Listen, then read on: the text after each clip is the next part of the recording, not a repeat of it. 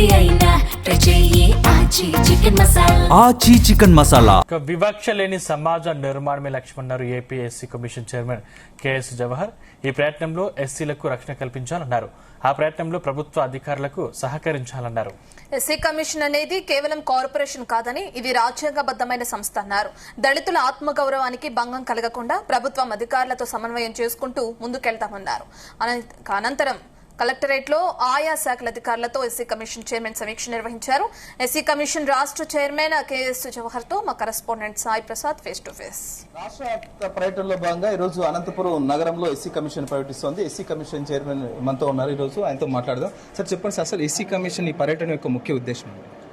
రాష్ట్రంలో ఎవరైతే దళితులకు సంబంధించినటువంటి వ్యక్తిగత విషయాల్లో నేరుగా నా ఆఫీసుకి కానీ లేదంటే అధికారుల నిర్లక్ష్యంతో కేసులు ఎక్కడైనా కట్టకపోతే ప్రత్యక్షంగా వారి దగ్గరికే వచ్చి వారి దగ్గర అర్జీలు తీసుకొని ఆ అర్జీలను తీసుకోవడమే కాకుండా గతం నుంచి ఉన్నటువంటి కేసులకు సంబంధించి కానీ రూల్ ఆఫ్ రిజర్వేషన్ కానీ ఇవన్నీ కూడా జిల్లాలో రివ్యూ చేయడం అనేది కమిషన్ యొక్క బాధ్యత. ఆ బాధ్యతలో భాగంగానే ఈరోజు కమిషన్ అనంతపురం 9వ జిల్లాకి అనంతపురం పర్యటన చేస్తా ఉన్నాం.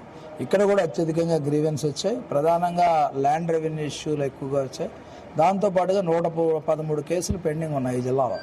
వాటి విషయం కూడా సమగ్రంగా ఏటీఆర్ అంటే యాక్షన్ టేకెన్ రిపోర్ట్ అనేది చేసి కమిషన్కి వచ్చేటటువంటి బాధితుల యొక్క సమాచారాన్ని తీసుకుని వారి అర్జీని పరిశీలించి అర్జీలో ఏ విధంగా పరిష్కారం చేయాలనే దాని మీద మేము కొన్ని సూచనలు సలహాలు ఇస్తూ ఉంటాం. వాటిని అధికారులు అమలు చేశారా లేదనేది ఏటీఆర్లో చెప్పాల్సినటువంటి పరిస్థితి ఉంది.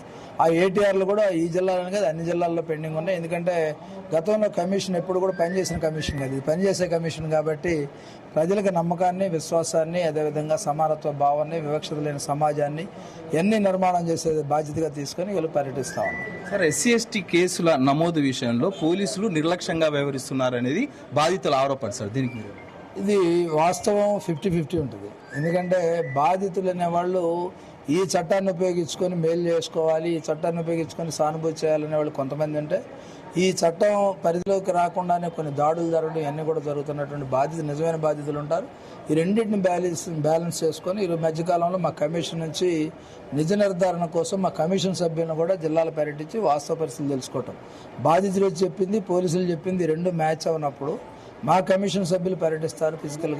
ఫిజికల్గా పర్యటించిన తర్వాత వాళ్ళు ఇచ్చిన నివేదిక ఆధారంగా కూడా చర్యలు ఎందుకు తీసుకోమని సిఫారసు కూడా చేయడం జరుగుతుంది. సార్, ఇప్పుడు అధికారులకు ఇచ్చిన అర్జీలు కూడా చాలా మటుకు పరిష్కారం అయ్యాయని మెసేజ్లు వస్తున్నాయి. ఆ సమస్య పరిష్కారం కాకుండా ముఖ్యంగా ఎస్సీలకు సంబంధించిన గ్రీవెన్స్ పరిష్కారం కాకుండా అయినాయి అంటే భూ వివాదాలు ఉంటే ఏమైనా దాడులు జరిగిన ఆ కేసులు కట్టడం లేదు, అవి సివిల్ మ్యాటర్కి కోర్టుకు వెళ్ళండి అని చెప్తున్నారు. దీనికి ఇప్పుడు రెండు రకాలు.